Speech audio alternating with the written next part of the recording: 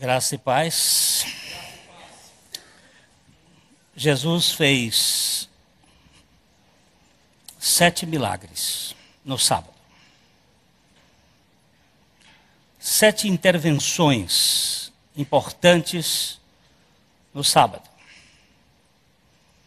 O sábado, como nós temos visto aqui durante esses domingos,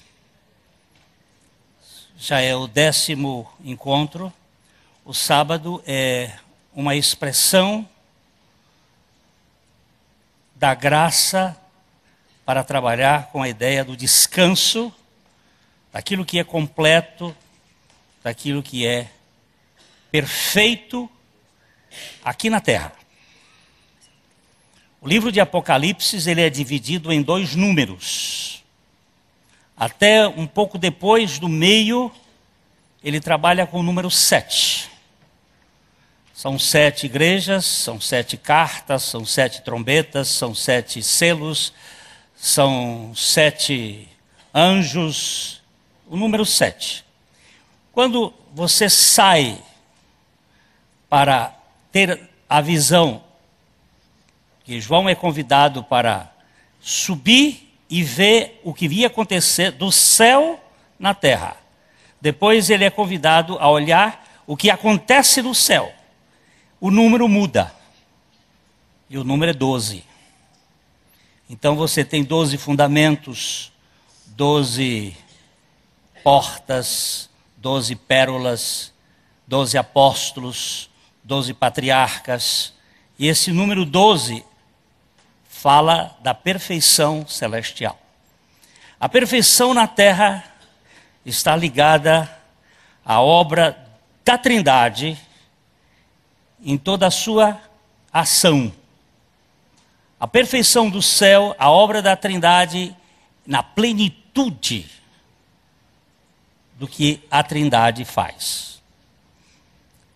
Nós analisamos aqui durante vários dias sobre um milagre especialmente. Hoje nós vamos dar uma passada rápida, corrida, nos 7 milagres de Jesus no sábado. O descanso. O irmão Riolando, ele me mandou um material muito interessante, e na verdade nós temos não só 5 sábados, aqueles sábados de descanso que eu analisei, mas são 8 sábados. E culminando com o sábado eterno, o sábado de Deus. Mas nós usamos aqueles 5 sábados para mostrar a realidade da graça em aspectos específicos da história do povo de Deus. Então, nós temos os 7 milagres do sábado, está falando do descanso, e mais especialmente o descanso relacional. Nós somos seres relacionais e precisamos desse descanso nas nossas relações. Vamos passar, então, precisamos fazer uma diferença entre o que é o evangelho e o que é religião. Engraçado que eu fiz com todo carinho as mudanças, por alguma razão do nosso sistema, ele saiu tudo de uma vez. Não sei o que foi que aconteceu, mas eu trabalhei com esmero para fazer isso. A religião e evangelho. Eu quero voltar a fazer uma batida em cima da nota só. O que é religião, o que é evangelho? O que é religião? Aquilo que o homem faz. O que é evangelho? Aquilo que Deus fez. O que é religião? É a tanguinha feita por nossos pais, costurando lá no jardim do Éden para cobrir a sua nudez. O que é o evangelho? É a roupa que Deus fez de pele de animais e cobriu. Deus fez e cobriu. Evangelho está focado no que Deus faz. Religião está focado no que o homem faz. Religião é esforço, evangelho é graça. Então vamos para frente. Vamos ver o que vai dar aí. Logo em seguida nós temos, não saiu do jeitinho que eu fiz não. Religião baseia na conduta na lei. a conduta que está fundamentada na lei, enquanto que o Evangelho baseia a prática da lei em Cristo. A prática da lei é Cristo. Ele diz assim: eu farei com eles uma aliança, uma nova aliança. Eu colocarei no coração deles e na mente deles a minha lei.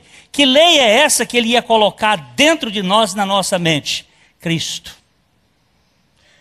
A lei de Moisés, ela é externa. A lei de Deus em Cristo é uma lei interna, é a vida de Cristo.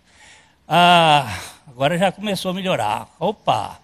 A lei baseia, então, na prática. A religião baseia a conduta na lei. Você vê, e o Evangelho baseia a prática da lei em Cristo. Cristo é que é a prática da lei. Não é em seus passos o que faria Jesus. Eu sou os passos de Jesus que vive em mim. Ele vive em mim. Então, segundo, a religião trabalha por meio do esforço custoso. Você sabe quando é que uma coisa é religiosa? Porque ela tem um preço a pagar. Todas as vezes que você ouvir essa expressão, nós temos um preço a pagar, isso é religião. E todas as vezes que você ouvir, o preço foi pago e foi alto o preço, é evangelho. Então, o que faz? No Evangelho, o esforço. Há esforço? Tem esforço. Mas o esforço é custeado pela graça de Deus. É financiado pela graça de Deus. Paulo diz assim: eu trabalhei muito mais do que todos os outros apóstolos. Não eu. A graça de Deus que estava operando isso em mim. Quando nós fazemos pela graça, ainda que nós suemos, não é um peso. A vida cristã não é pesada, é atribulada. Tribulação é uma coisa, são as lutas desse mundo. Peso é você ter que carregar. Alguém diz assim: a vida cristã é muito pesada. Mentira. A vida cristã é muito atribulada, mas Cristo é a minha vitória. E eu tenho prazer em fazer as coisas dele. Esse prazer não é meu, é dele. É ele que vive em nós. Então nós precisamos ver isso. A religião propõe o descanso como conquista. Na religião, o sábado é no último dia. Primeiro dia, segundo dia, terceiro dia, quarto dia, quinto dia, sábado. Sexto dia, sexto dia, sábado. O sábado é o último dia. Na fé cristã, o sábado é no primeiro dia. O descanso é no primeiro dia. Não é conquista, é dádiva. Veja bem, no Evangelho se recebe o descanso em Cristo. No Evangelho, a semana do Evangelho começa no primeiro dia da semana. No dia da ressurreição. No dia do descanso. Como dádiva. Não como conquista. Mas como doação de Deus para nós. Depois, a religião se impele pela evolução do ego. Ela cresce na força do ego. O ego vai sendo mais, até um ego mais humilde. Você pode ter um ego mais santificado. Eu chamo de educadão. Educa Adão. Ele fica um ego educadão. Mas ele é ego ainda. Quer ser visto, quer ser aplaudido, quer ser reconhecido. O Evangelho sustenta a substituição da vida do ego pela vida de Cristo.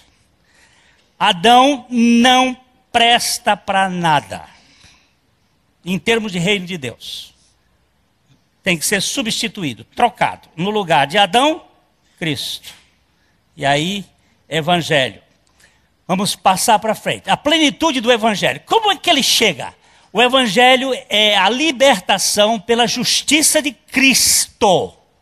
A minha justiça cheira podre.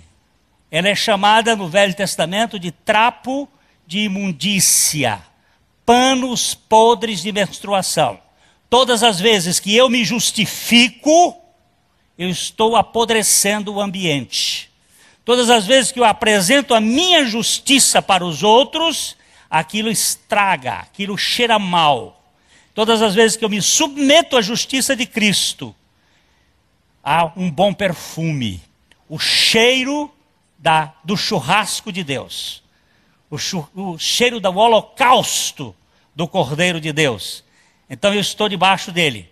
Segunda coisa, a justiça de Cristo foi imputada a nós pela graça, ao crente pela graça. É concedida, é dada. Ele nos dá a sua justiça graciosamente, contrária ao processo religioso que você tem que conquistar, tem que merecer, tem que ser premiado, até mesmo com respeito aos galardões.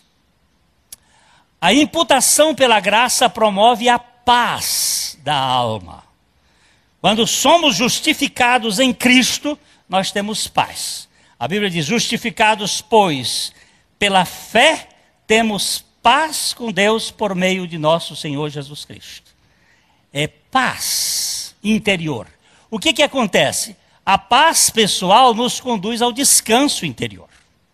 Se uma pessoa está ainda buscando, que ela não achou. Ela está buscando. E ela está olhando para dentro de si. Mas a justificação não é olhar para dentro de si, é olhar para Cristo. É para fora, é para a obra objetiva. Nós criamos, a partir do século XIX, a religião subjetivista. A nossa paz é buscada em nós mesmos. Mas a paz com Deus é em Cristo. E ela é objetiva. Ela é concretizada por Cristo. E eu tenho isso de fato concreto. Eu tenho, se alguém quiser levar o meu carro, dizendo assim: olha, eu vou levar o seu carro. Eu digo: não, você não pode. Eu tenho um documento aqui que esse carro está no meu nome. Eu tenho um trabalho, tenho uma escritura da minha casa. Está aqui, ó.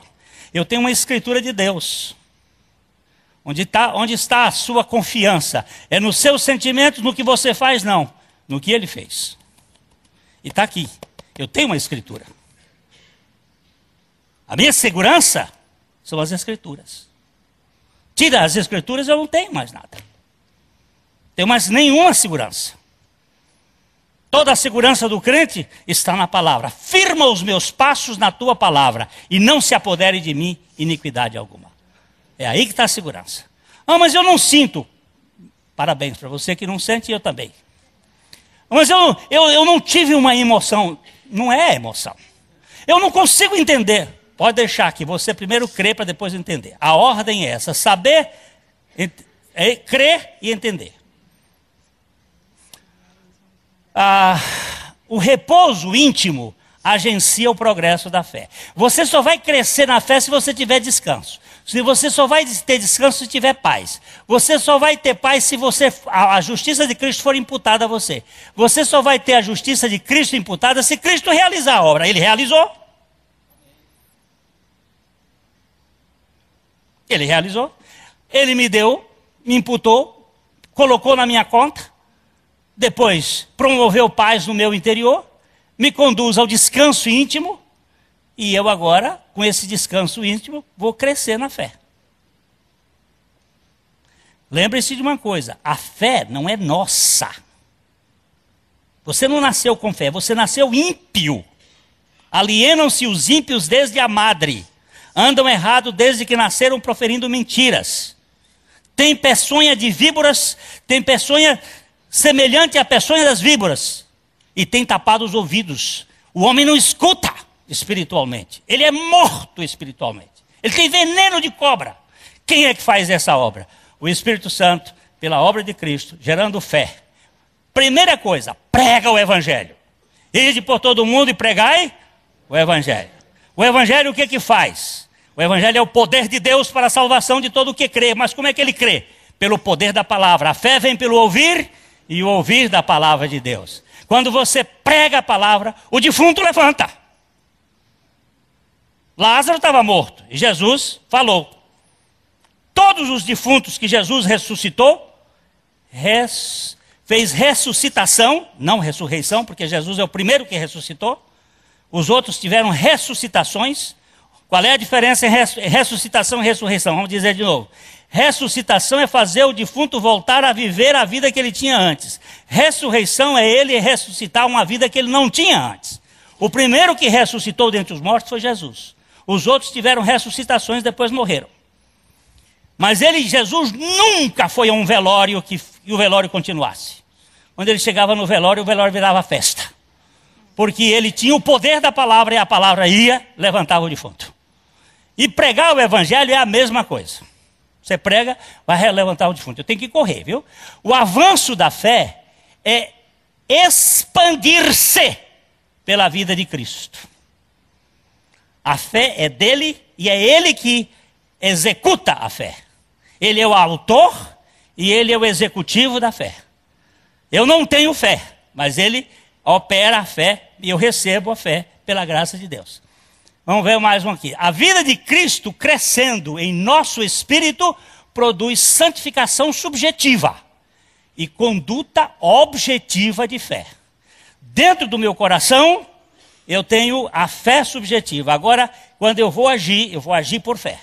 Vamos ver. Vocês vão atravessar o Rio Jordão. O Rio Jordão está cheio. Creia na minha palavra. Na hora que botar a planta dos pés de vocês, pá, a água vai abrir. Não, o Senhor abre e nós vamos passar. Ficava brigando a vida toda. Você põe e a água abre. Não. Nós queremos que o Senhor abra, para poder. Aí você não vai ter fé nunca. Aí o cara que foi na frente, o primeiro dos sacerdotes, com a arca, eram quatro levitas. Os dois primeiros da frente, botou a... Pronto. É objetiva. Estende a tua mão, toca na vara, toca na água. É sempre assim.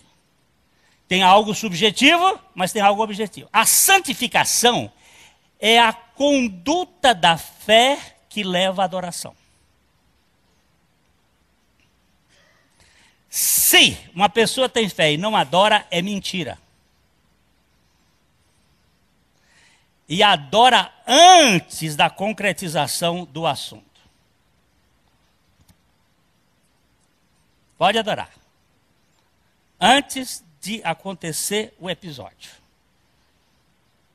Porque quando o episódio acontecer, já não é mais por fé. Já é pela realização. Vamos para frente.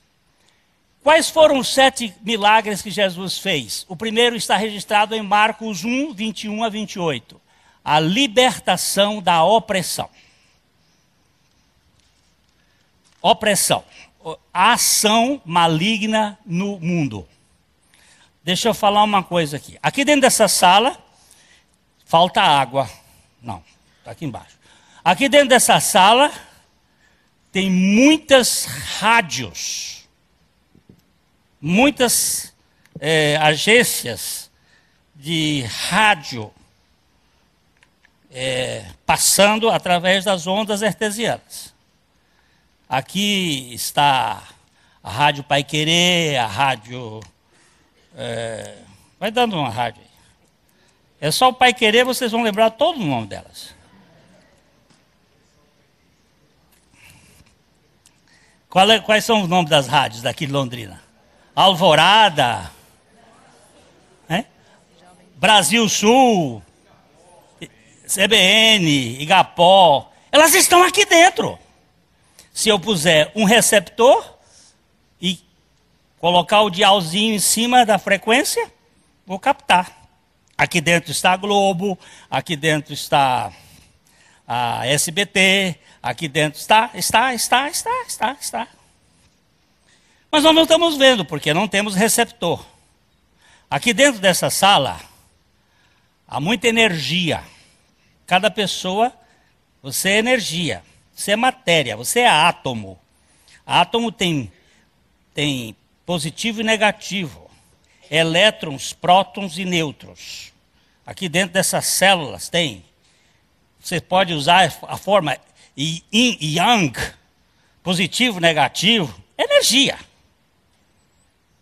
Tem gente que tem uma energia negativa. Você conversa com ela, ela te consome. Algumas pessoas, quando eu vou atender, eu saio exausto. Tem outros, quando eu atendo, eu saio robustecido. Assim, ele parece que me alimenta. O que aconteceu? Tem gente que mata cobra. Tem gente que mata planta. Ele tem um olho que a Bíblia chama de oftalmosponeiros. Oftalmosponeiros é uma palavra bíblica para dizer inveja. O invejoso que mata as coisas. E é gente que consome energia. Nós vivemos num mundo de energia. E aqui dentro dessa sala tem anjos. Está cheio de anjos. Nós temos a terceira dimensão, é onde nós vivemos, mas temos a quarta dimensão, a quinta dimensão, a sexta. Como é que vocês, matematicamente, você começa para estudar isso? Para o homem chegar na Lua, eles fizeram cálculos exponenciais até 53 dimensões. Ah, dimensões. A dimensão espiritual. É o espírito. Por que Jesus atravessou uma parede? Ele quebrou alguma lei, Dr. Christian Shen? Não, meu filho. Christian Shen, quem é? Um físico nuclear que prega o evangelho. Dr. Christian Shen, quando Jesus atravessou a parede depois da ressurreição, ele quebrou alguma lei da física? Não, ele usou uma lei que nós não conhecemos. Quando ele andou sobre o mar, ele quebrou alguma lei? Não, ele usou uma lei que nós não conhecemos. Até muitos anos atrás nós não conhecíamos como fazer telefonia celular. Era desconhecimento da lei. Hoje conhece-se a lei, usa-se a lei. Ah, então aqui tem os espíritos.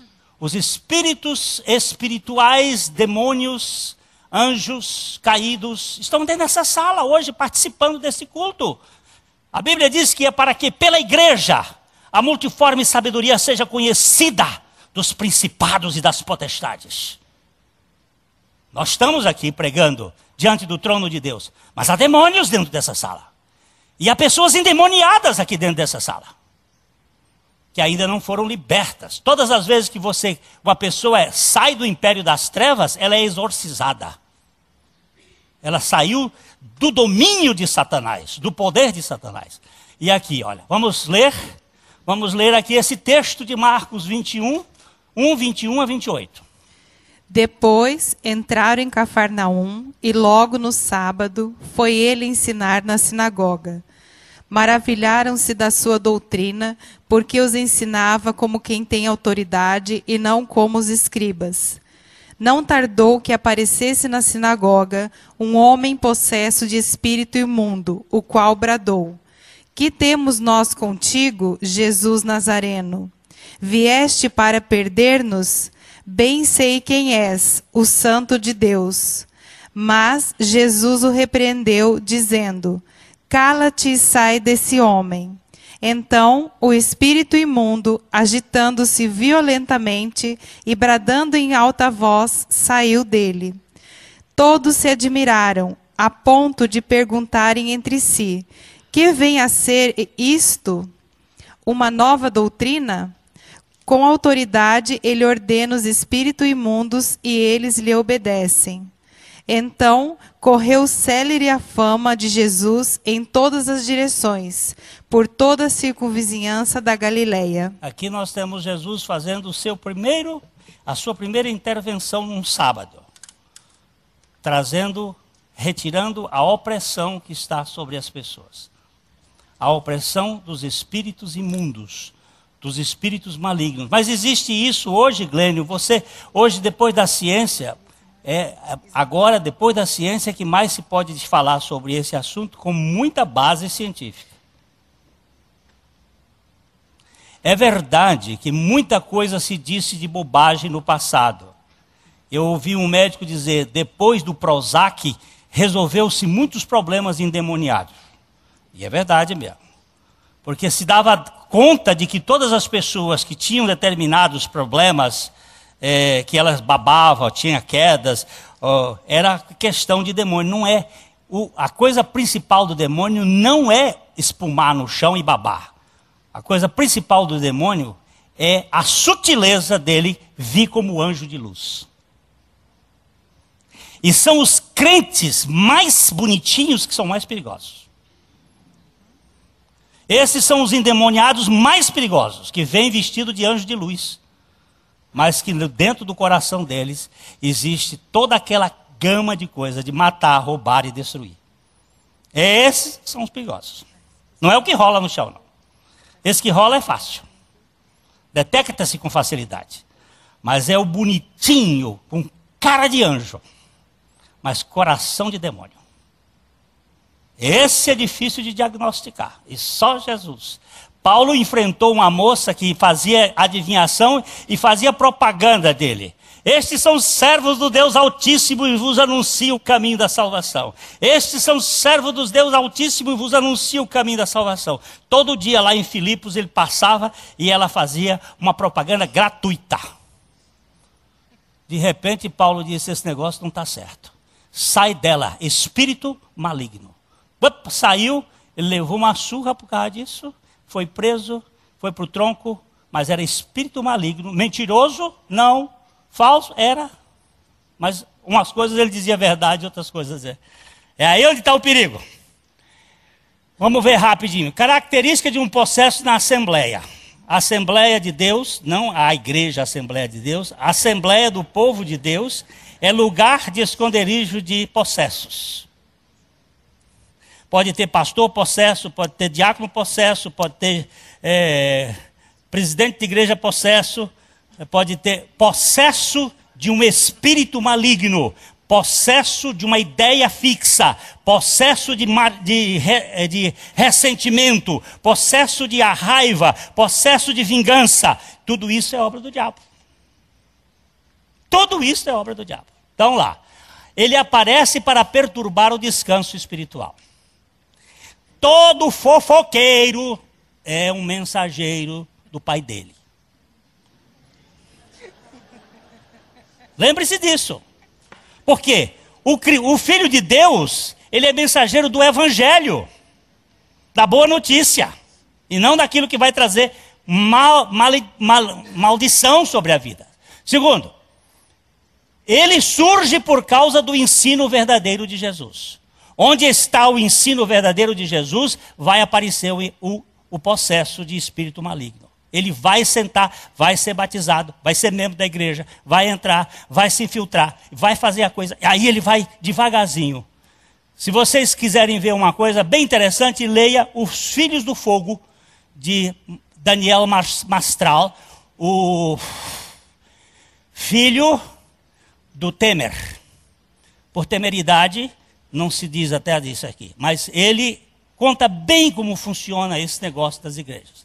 Filhos do Fogo, são 2 livrinhos pesadinhos, mas eu acho que nem deviam ler, mas se quiserem ler, leiam. Agora já botei a propaganda, e aí o nego vai querer ler porque ele quer saber.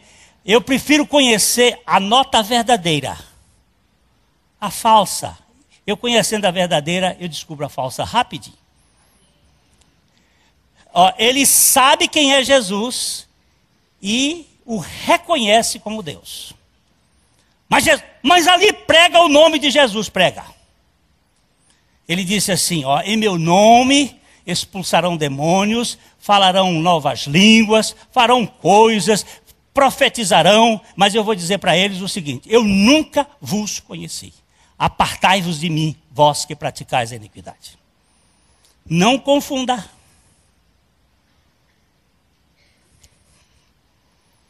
Ah, mas lá prega, não tem dúvida. Ele sabe quem é Jesus e reconhece, faz propaganda de Jesus e usa o seu nome. Muitas coisas, hoje tem que ser corrido, porque tem muita coisa, então no primeiro são 7. Tem muita coisa que vocês vão descobrir que está aí.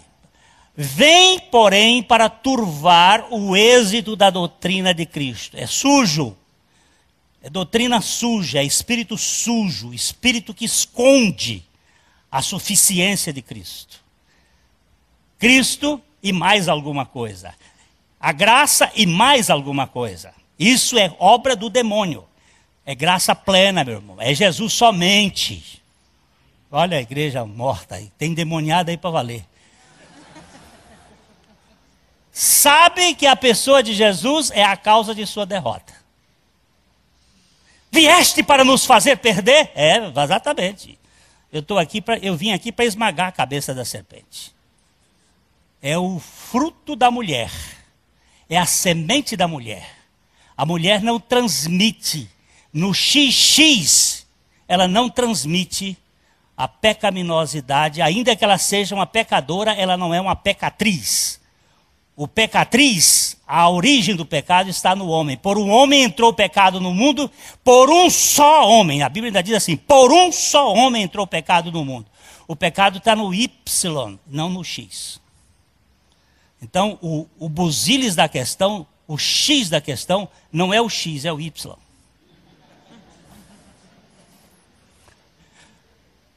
Ele brada contra Jesus de modo a demover alguns. O que ele vai usar é algumas artimanhas para que você saia da suficiência de Cristo. Aí você vai correr para outros sistemas que vão lhe dar um apoio de muleta, que é o chamado princípio do humanismo.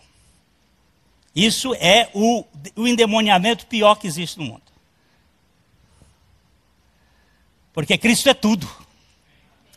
E Ele é Cristo em tudo e em todos. Para descanso. Aí corre para cá, corre para lá. Eu tenho que subir um monte. Para que, criatura?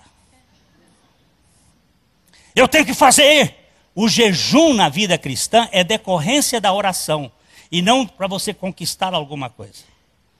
Porque você está na comunhão com Deus, você ora. É porque você ora, você acaba jejuando. Outro dia um irmão chegou, pastor, nós temos que jejuar para conquistar. Eu disse, você vai com seu pai para lá. Isso é brincadeira. Isso é brincadeira que estão fazendo. Nem Margarete Tati aguentou um negócio desse. Vamos para frente. Característica de uma pessoa possessa na Assembleia. Então é isso aqui. Com um espírito sujo, procura sujar a imagem de Jesus. Jesus não é tudo. Procura de minimizar os efeitos da cruz. Não! O novo nascimento, sim, mas não é tudo. É tudo! Porque você só cresce se nascer de novo. Como é que você vai me dizer um negócio desse? Aí eu fico. Aí, porque Jesus disse, vamos rapidinho. Passos para o descanso dessa influência maligna. Como é que faz? A autoridade de Jesus. É a autoridade dele, é o poder dele. Toda a exousia me foi dado no céu e na terra. É a autoridade de Jesus. Não faço pacto com nenhum sistema. Chegaram, me convidaram para ser rotariano, para ser leonista, para ser maçom, para ser isso. Eu digo, não tenho tempo para essas coisas. Por quê? Porque eu só tenho uma missão nesse mundo. Qual é a sua missão? Cristo e a sua igreja. Tem muito defeito na igreja? Tem. Porque o diabo gosta mesmo de botar o joio dentro da igreja de Cristo. Mas é aqui que nós vamos ficar. É nesse negócio. A ordem de Jesus é: cala-te. É preciso fazer calar muitos que andam no meio de vós, que andam dizendo determinadas coisas que não são minhas. Bota eles para calar. Segundo, terceiro, o banimento de Jesus é: sai. Tem gente aí querendo conversar, dialogar com o diabo. Olha você, como é? Outro dia disseram, não pode usar vermelho porque o diabo disse lá numa reunião que vermelho é a cor dele. Você vai, diabo, dizer isso? Essa cor foi feita por Deus. Que negócio de vermelho, cor do diabo? Eu hoje até podia ter vindo com a camisa vermelha. O que vai acontecer? Aí é a agitação do intruso. O intruso vai ficar agitado dentro da igreja e vai começar a fazer. Daqui para frente você presta atenção quem é o intruso. Ele vai começar... E é no cochicho. Nós estamos fazendo um diagnóstico perfeito daí para você vai ter uma terapia fácil. Ó, a admiração da Assembleia diante do poder de Deus. Todo mundo vai olhar para... Puxa, é Jesus mesmo. Ele bota para correr. A outra, rapidinho, senão a gente não consegue. A curiosidade sobre o assunto. Aí todo mundo quer... Esse é um assunto que traz muita curiosidade. Lá no Rio de Janeiro, o pastor Abuchaim estava pregando na igreja, a igreja anglicana. E chegou um baita de um cara fortão daqueles. E ele estava tocando a sanfona assim, depois do culto. E ele caiu, correu todo mundo. Ele disse, vai comer seus sanduíches. Deixa ele cair daí.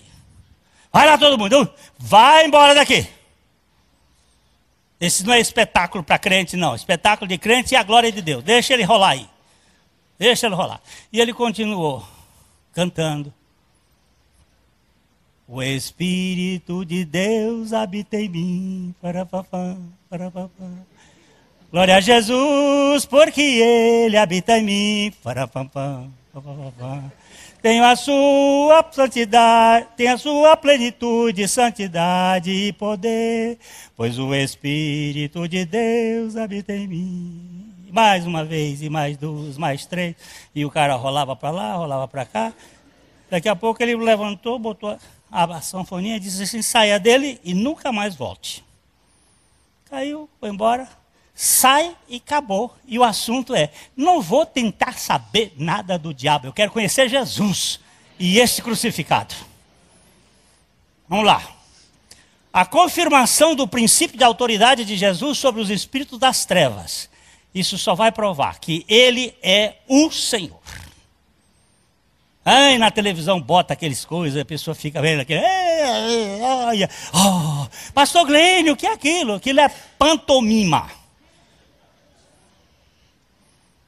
Vamos embora. Jesus é glorificado e é reconhecido acima de todos. Quando ele faz, aí sai todo mundo dizendo, puxa, que autoridade ele tem, que poder.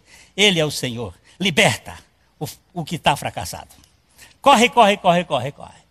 Segunda libertação da crise familiar. Qual é a outra? Ele sai da sinagoga, onde ele expulsa o demônio, vai encontrar um demônio na casa do outro. Qual é o demônio? O demônio da doença, da destruição. Tudo que mata, rouba e destrói é obra maligna, pecado. Lá estava uma crise. Vamos ver. Marcos 1, 29 a 31. Estava saindo de lá da reunião e foi para casa. E saindo eles da sinagoga, foram com Tiago e João diretamente para a casa de Simão e André. A sogra de Simão achava-se acamada com febre, e logo lhe falaram a respeito dela. Então, aproximando-se, tomou-a pela mão, e a febre deixou, passando ele a servi-los. Passando ela. Ela a servi-los. É. Jesus agora vai. Como Jesus libera a crise? Jesus vai diretamente para a casa em que está a crise. Ele sai da sinagoga, vai onde está o problema. Ele sempre se mete no lugar do problema. Logo em seguida, ele ouve a respeito do problema, é o costão da oração. Eles logo contaram, ela está doente. Quem estava doente? A sogra, que tipifica uma crise de família.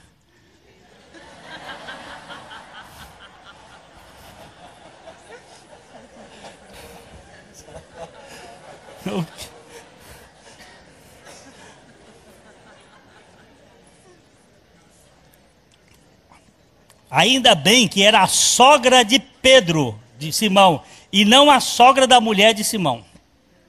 A sogra da mulher de Simão é pior do que a sogra de Simão.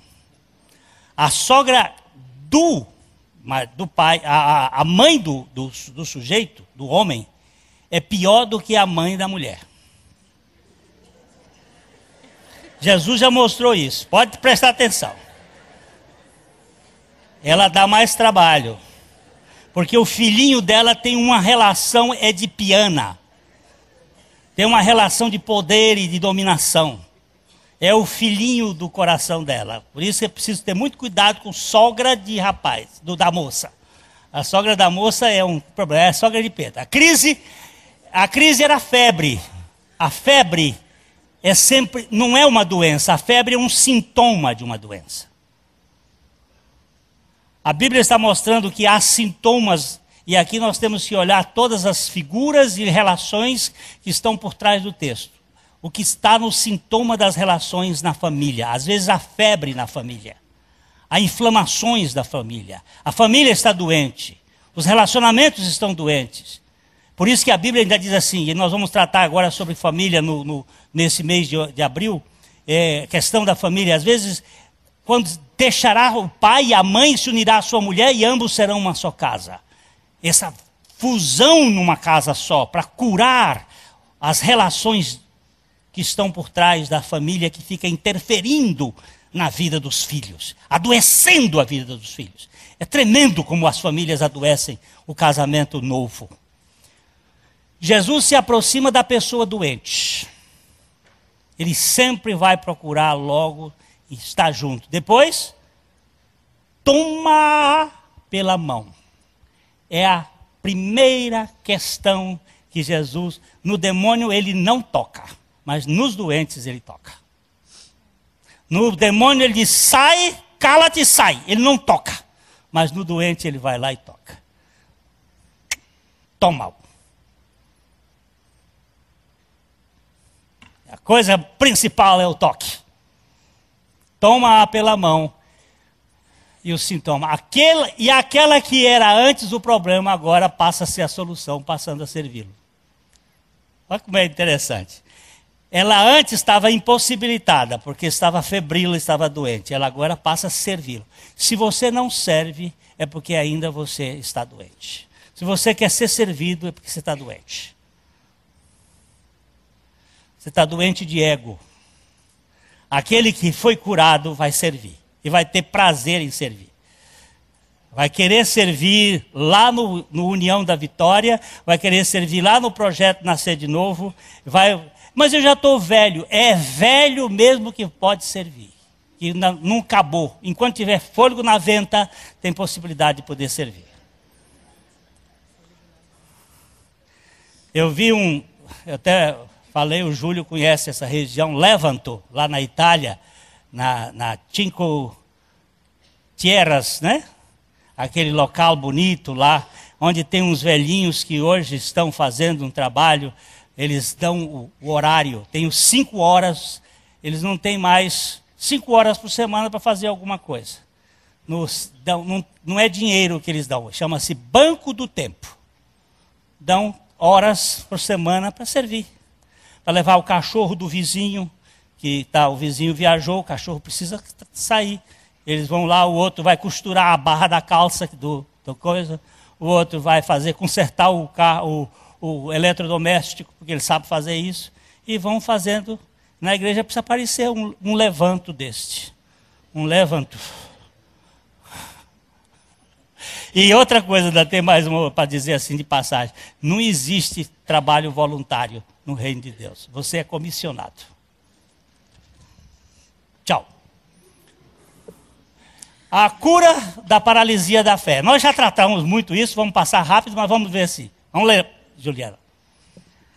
Passadas estas coisas, havia uma festa dos judeus e Jesus subiu para Jerusalém. Ora, existe ali, junto à porta das ovelhas, um tanque chamado em hebraico Betesda, o qual tem 5 pavilhões. Nestes jazia uma multidão de enfermos, cegos, coxos, paralíticos, esperando que se movesse a água. Porquanto um anjo descia em certo tempo, agitando-a, e o primeiro que entrava no tanque, uma vez agitada a água, sarava de qualquer doença que tivesse. Estava ali um homem enfermo, havia 38 anos. Jesus, vendo-o deitado e sabendo que estava assim há muito tempo, perguntou-lhe: Queres ser curado? Respondeu-lhe o enfermo: Senhor, não tem ninguém que me ponha no tanque quando a água é agitada, pois, enquanto eu vou, desce outros antes de mim. Então lhe disse Jesus: Levanta-te, toma teu leito e anda. Imediatamente o homem se viu curado, e tomando o leito, pôs-se a andar. E aquele dia era sábado. Nós estamos tratando desse texto aqui, já é a 10ª vez que nós temos contato de João 5, de 1 a 9, falando desse esse camarada que ficou paralítico. Já vimos várias coisas. Vamos rapidinho. Os passos para a cura da fé, quais são? Jesus vê o paralítico antes dele o ver. Sempre você vai verificar isso. É Jesus quem vê a pessoa primeiro. Se você está buscando a Deus, é porque Deus buscou você primeiro. Se você está tendo vontade de conhecer mais a Cristo, é porque o Senhor está colocando essa vontade em você. É sempre Ele primeiro. É Ele quem vê a pessoa, não é a pessoa. O religioso, ele tenta mostrar que ele está vendo, mas ele não está vendo, ele está míope. Ele não vê Cristo, ele vê o sistema, ele vê a forma, ele vê o esforço dele, ele vê e ele fica contando, olha, eu orei e Deus respondeu. Cara, Deus te fez orar. A oração que você fez a Deus é uma resposta da ação de Deus no seu coração. Foi primeiro Deus que te tocou. Não é você. Jesus faz anamnésia. Anamnésia é o que o médico faz quando senta com uma pessoa para ver o que está o problema.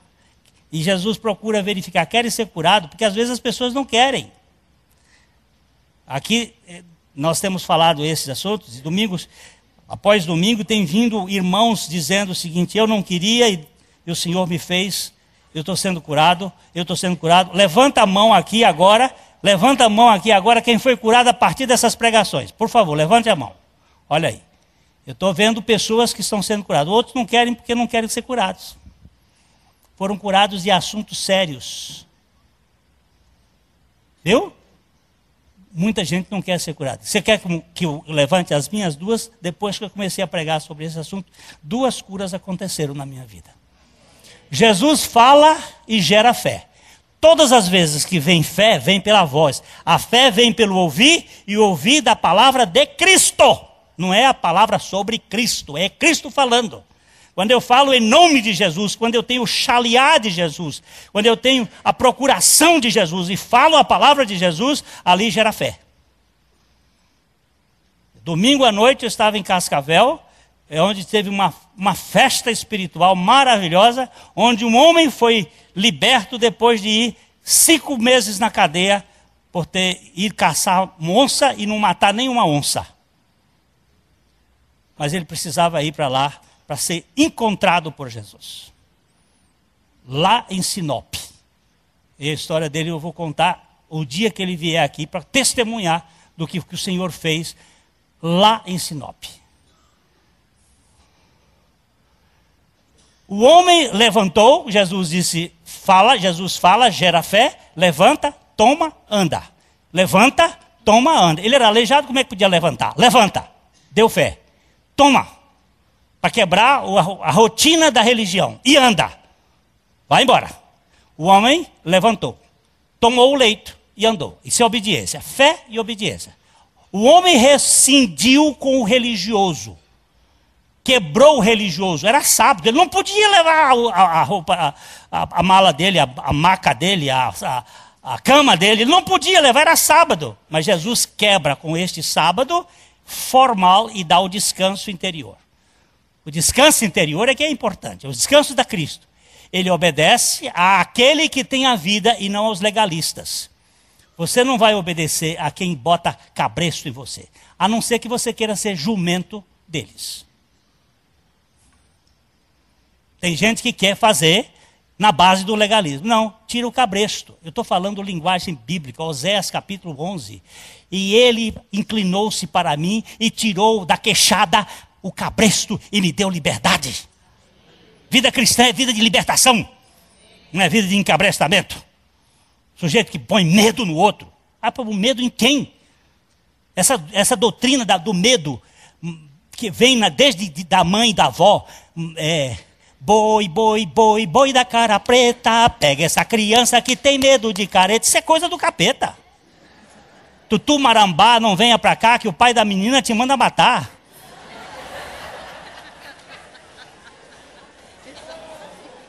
A cuca vai chegar. Ó, a testemunha de Jesus, olha aqui, a cura, ela obedece àquele e se torna testemunha de Jesus para os incrédulos. Foi aquele que me disse, levanta. E eu estou contando para vocês que ele é o meu libertador. E finalmente aqui nós temos, ele vai ao templo para adorar. Voltamos ao conceito de adoração. A libertação nos traz o princípio da adoração. Se não somos adoradores, é porque somos prisioneiros. Aquele cara que está ali, chamado Silas, me deu uma lição outro dia maravilhosa, ali debaixo da árvore.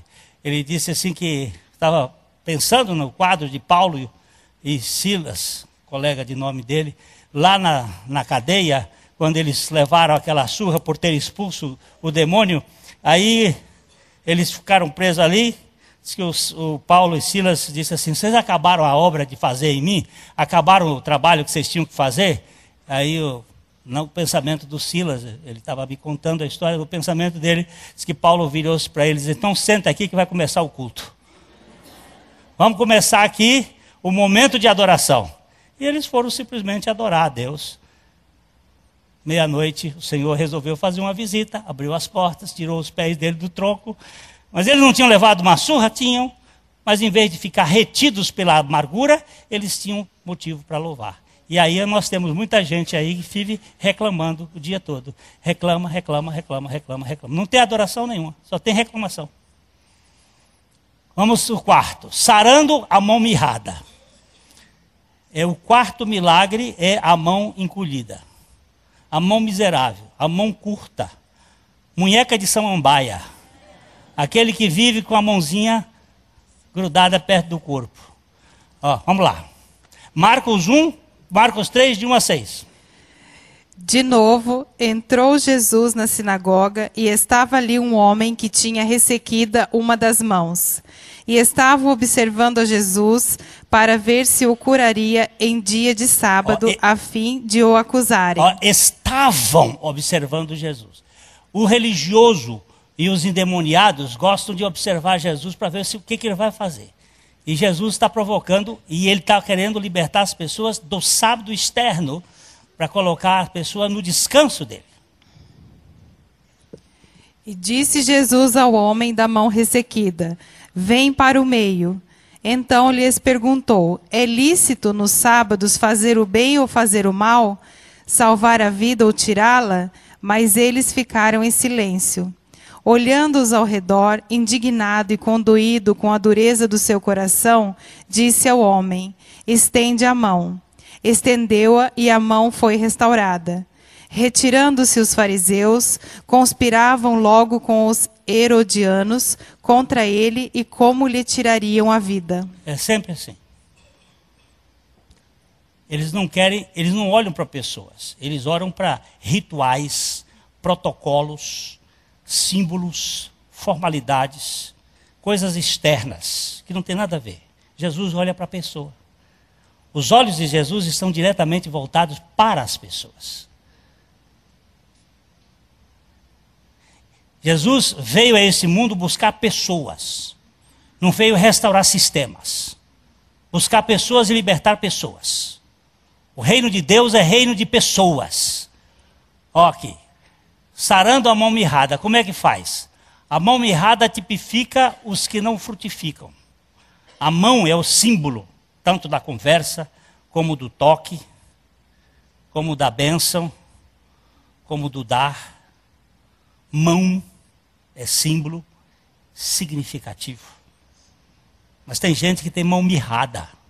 Não abraça, não toca, não abençoa, não dá. É tudo para si. Olha lá. Os religiosos observavam os preceitos do sábado. Vamos ver. Jesus, seguindo, Jesus olhava para a pessoa com a mão mirrada. Ele ficou olhando para ele. Esse aqui, mas é sábado, não se pode fazer isso. Mas pode, ele precisa ser liberto. Eu estou olhando aqui, eu vim aqui para buscar esse cara. Jesus o chama para o centro da congregação. Nós precisamos trazer os doentes para o centro dos olhares de Jesus. Você está com problema? Vem cá, vamos aqui, vamos olhar aqui, tocar em você. Aí, Jesus indaga, o que é lícito?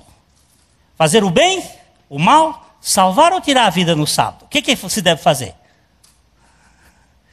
Aí o que acontece? Condoído, indignado, tem a indignação. Só para rapidinho dizer aqui para vocês o seguinte: se nós perdermos a condição de nos indignarmos, nós perdemos a condição de sermos humanos. Hoje, uma das coisas que o mundo está fazendo é cauterizar a pessoa que vive vendo televisão. Ele acabou a condição de se espantar com os desastres, com o horroroso e de se indignar. Nós perdemos isso, estamos sendo cozidos vivos. Ele se indignou, mas se condoeu e disse ao homem, estende a mão. Estende a mão é a ordem da palavra dele gerando fé. E aí, o homem estendeu e foi curado. Obediência. Fé, a fé subjetiva tem que se tornar objetiva na obediência. Quer ver uma coisa? Eu estou magoado porque meu marido me abandonou. Estou ferido. Tá. Lógico. Você foi abandonada. Mas a ordem de Jesus agora é a seguinte: perdoa. Eu não consigo. Não estou lhe perguntando se você consegue ou não consegue. Estou lhe dando uma ordem. E ainda mais, estou financiando esta ordem. Estou lhe dando o poder para você perdoar. Estou lhe capacitando. Mas eu não consigo, porque eu fui muito ferido. Pois é, vai ficar aleijado pelo resto da vida. Estenda e perdoe. Com o perdão do Senhor Jesus eu te perdoo. Eu compro qualquer coisa com o dinheiro dos outros. O meu não, que é limitado. Mas seja o Bill Gates meu financiador. Para ver o que eu faço. Eu vou comprar coisa que você nem pode imaginar. Agora deixa Jesus financiar o perdão. A mão aberta abençoa, toca e dá generosamente. A mão aberta. Ela vai chegar na cabeça do Fernando e vai colocar a mão na cabeça do Fernando, nesse cabelo bonito, e passar a mão com afeto. A mão aberta abençoa, toca e dá. E não tem falta. O munheca fica lá retidinho. E a palavra mais interessante que eu vi foi sobre o avarento. O avarento é a pessoa mais generosa que existe no mundo. Porque guarda tudo e deixa tudo para sua prole gastar. É a pessoa mais generosa. Vamos lá. A restauração da mulher encurvada. É o quinto milagre de Jesus no sábado. Lucas 13, 10, 17. Ora, ensinava Jesus no sábado numa das sinagogas. E veio ali uma mulher possessa de um espírito de enfermidade, havia 18 anos. Andava ela encurvada, sem de modo algum poder endireitar-se.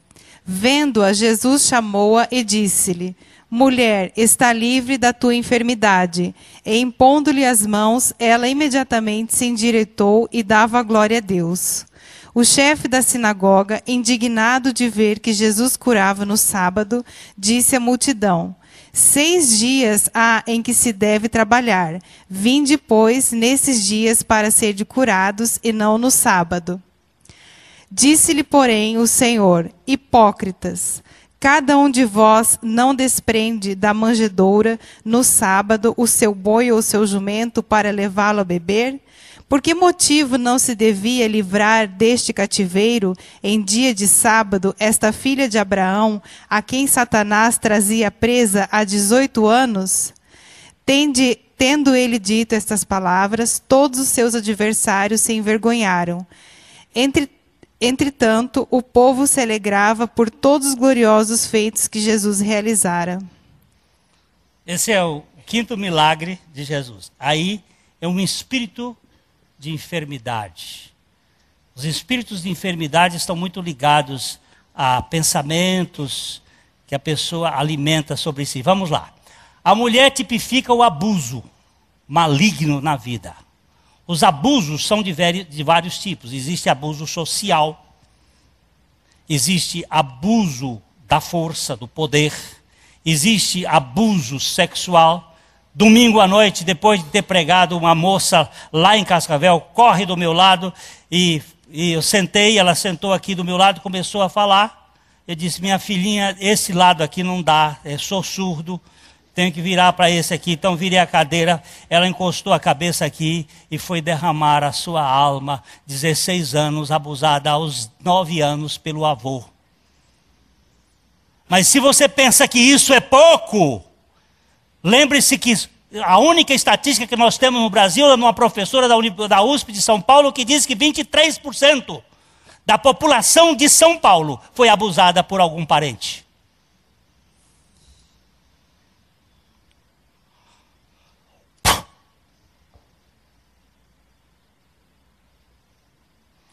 Abuso sexual, abuso de poder, abuso. Ela estava encurvadinha. Aí ela vai à sinagoga porque Jesus estava lá. Mulher não ia à sinagoga.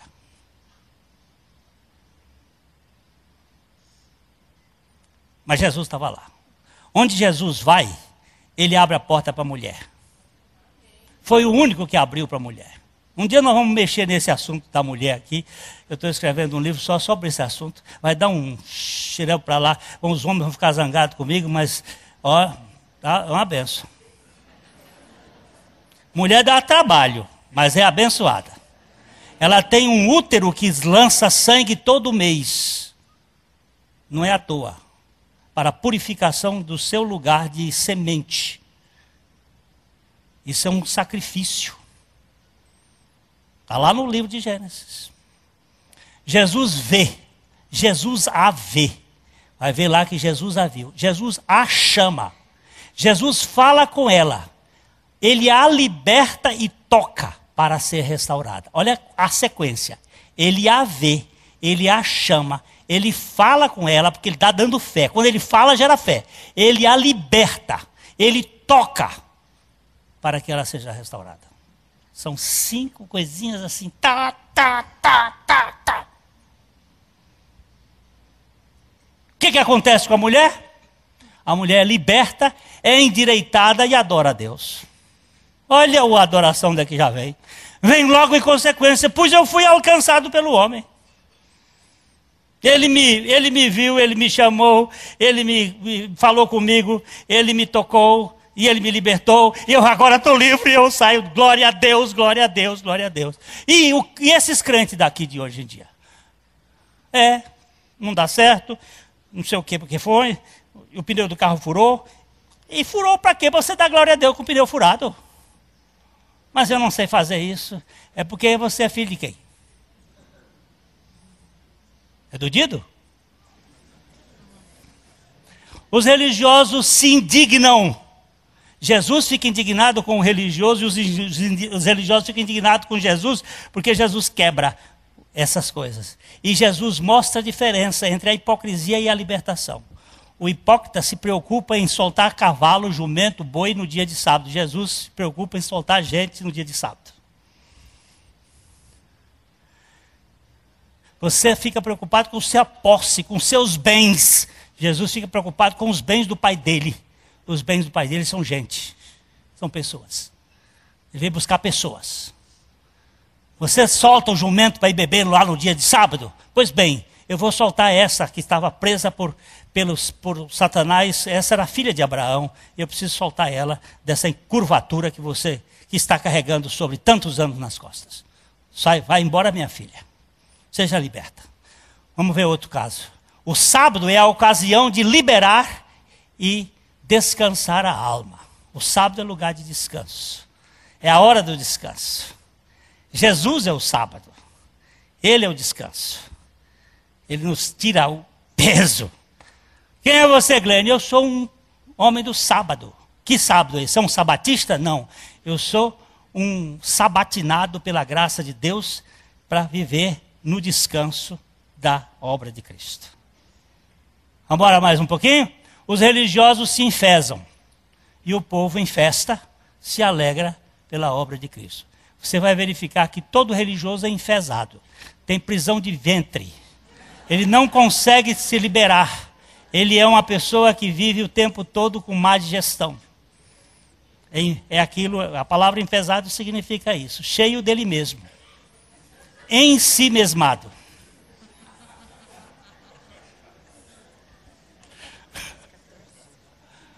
Ai, ai, ai. A cura de um homem com invisibilidade pública. É o sexto. Vamos lá, correr. Eu vou até meia-noite hoje. Mas esse é o último, porque já me deram um tempo, dizendo que tinha que fazer esse último, né? Então tem que correr. Me deram, disse que ia fazer como é que chama? MP3 de 10. Então eu tenho que correr, não quero ficar com culpa eterna, não. Lucas 14, de 1 a 6. Vamos lá. Aconteceu que, ao entrar ele num sábado na casa de um dos principais fariseus para comer pão, eis que o estavam observando. Ora, para aí, só um tiquinho. Jesus ia também na casa de fariseu. Eles odiavam Jesus, mas Jesus não odiava eles. Eles não gostavam de Jesus, mas Jesus ia. E ele convidou Jesus para comer pão na casa dele, e ele foi. E eles estavam observando Jesus, porque os fariseus sempre ficam observando. Perguntaram a um crente do interior o que é fariseu e saduceu. Ele diz: fariseu é aqueles que farejavam Jesus, e os saduceus é os que saduziam. Então, tem os fariseus que ficam farejando Jesus o tempo todo. Vamos lá. Ora, diante dele se achava um homem hidrópico. Essa é uma doença.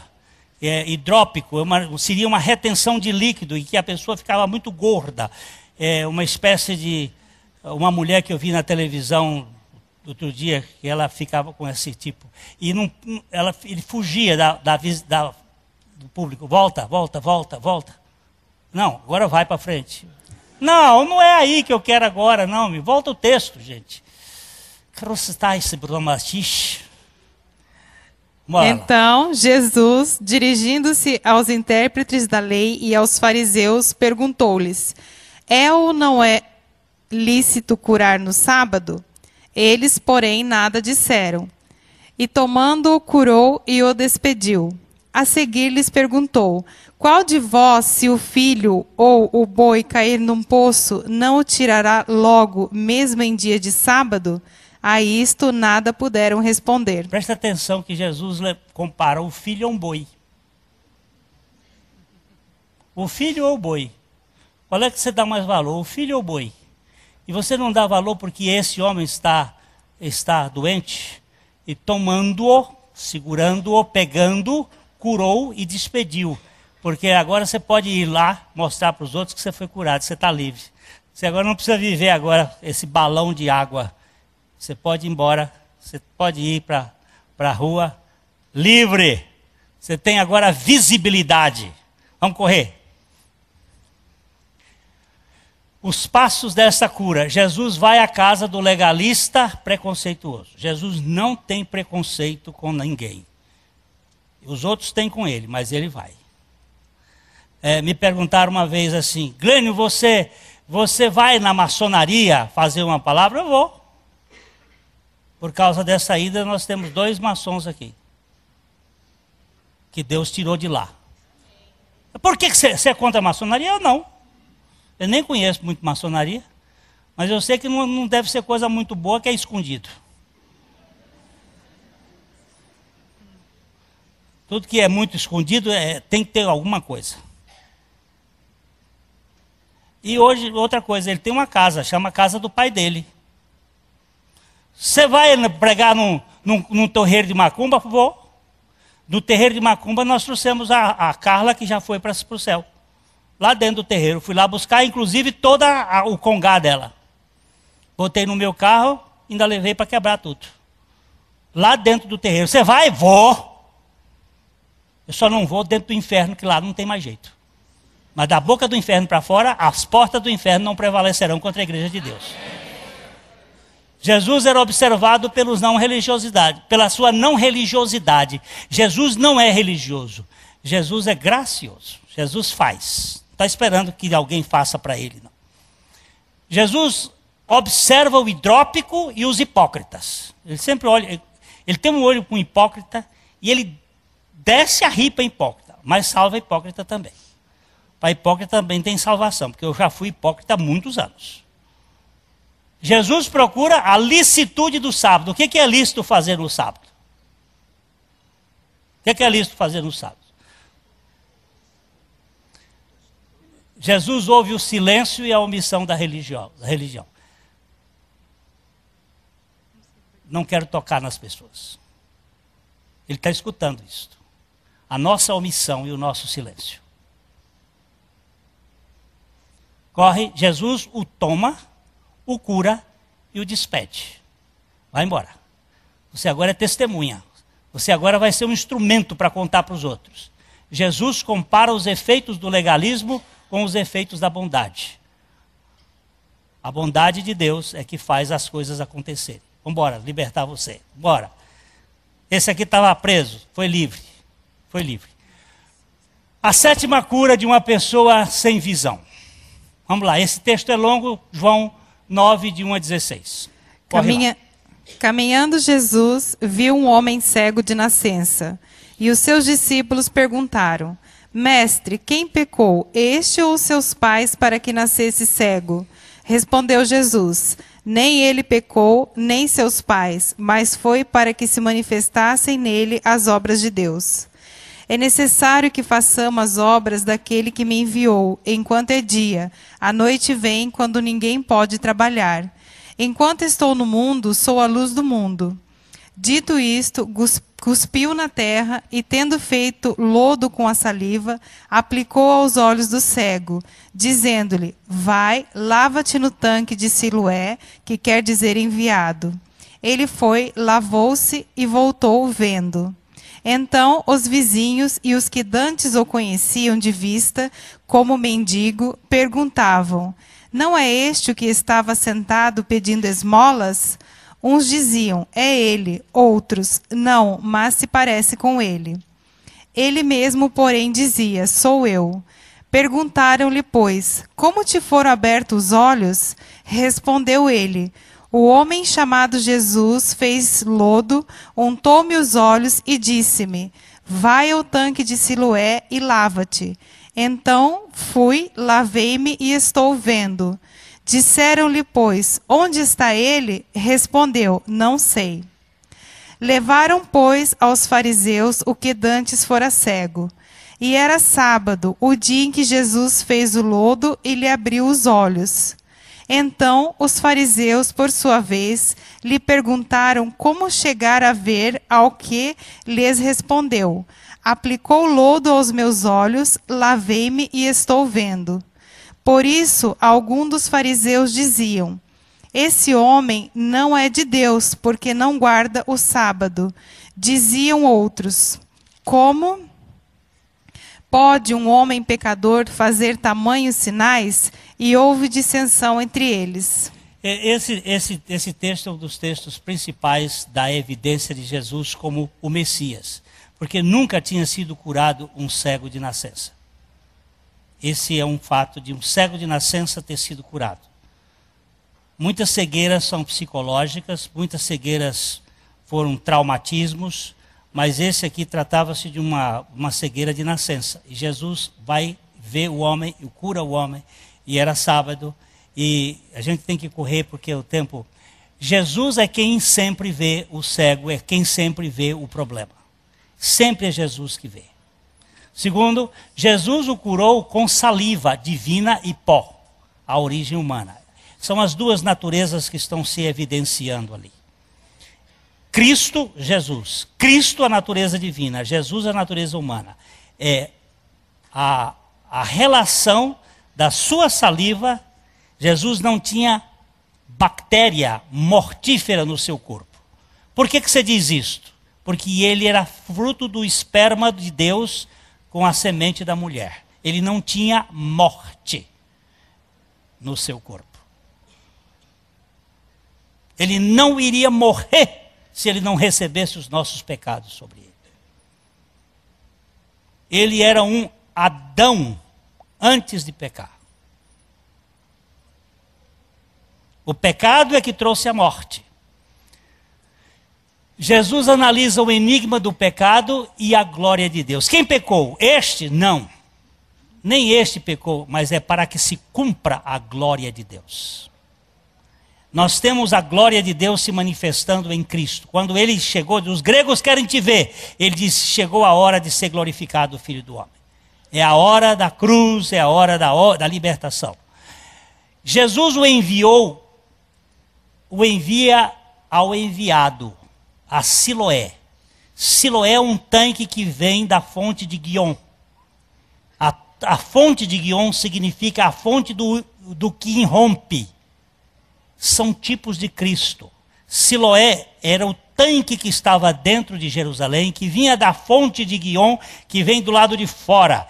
E foi feito um canal pelo rei Ezequias, que também é uma figura de Cristo, e mostra a encarnação daquele que vem de cima para baixo para satisfazer a sede dos homens. Quando eles estavam lavando o templo e jogando água no templo para aquela festa, Jesus disse assim, quem tem sede, vem a mim beba. Eles estavam trazendo água de Siloé e colocando ali. Ele disse, eu sou o Siloé, eu sou o enviado do céu que vim para satisfazer a sede da alma de vocês.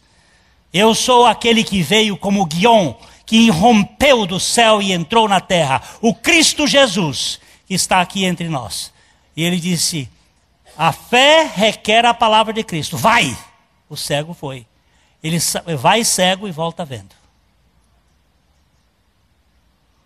Sempre esta ordem. Sempre esta ordem. A palavra de Cristo mais a fé dada por Jesus igual a milagre. Que é milagre? Palavra de Cristo mais a fé que ele dá gera milagre. Crê. A crise entre a luz e as trevas espirituais. Jesus diz, eu sou a luz. Vocês vejam, enquanto eu estiver no mundo, eu sou a luz do mundo. Eu vou trazer luz para você. Luz que vai curar todos os tipos. Vamos correr? A cura da visão espiritual. Vamos lá, mais rapidinho. Os 7 milagres, eles falam do descanso do evangelho versus o cansaço da religião. Toda religião gera cansaço. Todo o evangelho gera descanso. A libertação da opressão maligna na congregação foi o primeiro milagre de Jesus. Segundo, a libertação da crise familiar, a cura de um ícone que traz um conceito maldito, a sogra. Curar a sogra é uma bênção. Vai trazer paz, vai trazer serviço para dentro de casa. Vai trazer libertação. A cura da paralisia espiritual da fé vai trazer a quebra dos conceitos religiosos.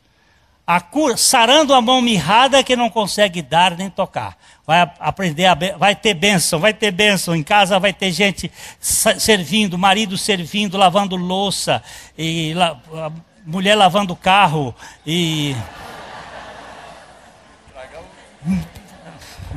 Viu como ficou bom?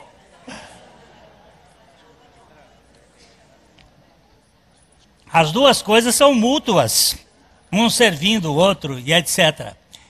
A restauração do peso maligno da religião opressora, ou religião opressiva. Vai ter pessoas endireitadas, erguidas, não vivem mais sobre o medo da religião, do peso, vai ficar livre. Opa! Eu sou um aceito por Cristo, eu fui um liberto. Sou um liberto.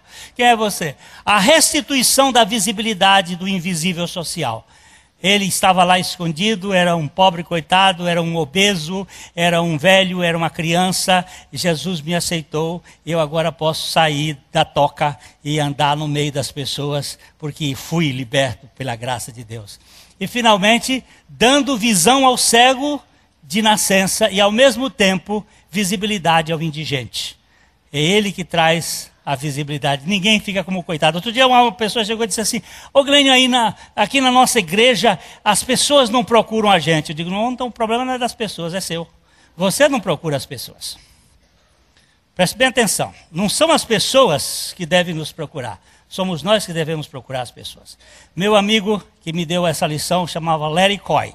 Chama-se. Ele disse, a filha dele foi para uma escola e depois eles mudaram de uma cidade. Depois de 4, 5 meses ela chegou para o pai e disse, pai, eu não tenho nenhuma amiga na escola. Ele disse, não, você não é amiga de ninguém na escola. O problema não são as pessoas, o problema é você. Vamos fazer um projeto. Daqui, cada semana você faz um amigo. Você sai do seu lugar e vai atrás de alguém. Depois de 2 meses ele perguntou, como é que estão as coisas? Ele já tem 5 amigas na escola. Muito bem, são suas amigas. Nós vamos parar com essa ideia de que os outros têm que vir a nós. Vai ao vosso reino. Vai você.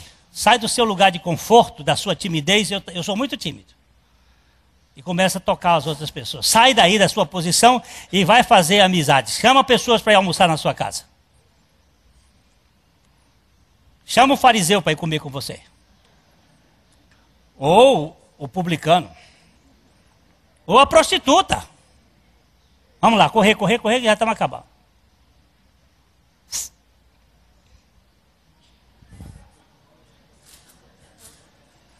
Está liberto ou não?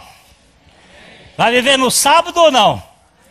O sábado é lugar de descanso. É lugar para você tocar em pessoas. Para você buscar pessoas. As pessoas que Deus ama. Ele tem um bocado de gente que Ele ama. Nessa cidade de Londrina. Nesse estado do Paraná. Nesse Brasil velho. E ao invés da gente ficar criticando, vamos tocar nessas pessoas. A mensagem que você acabou de assistir faz parte do Ministério de Comunicação Palavra da Cruz.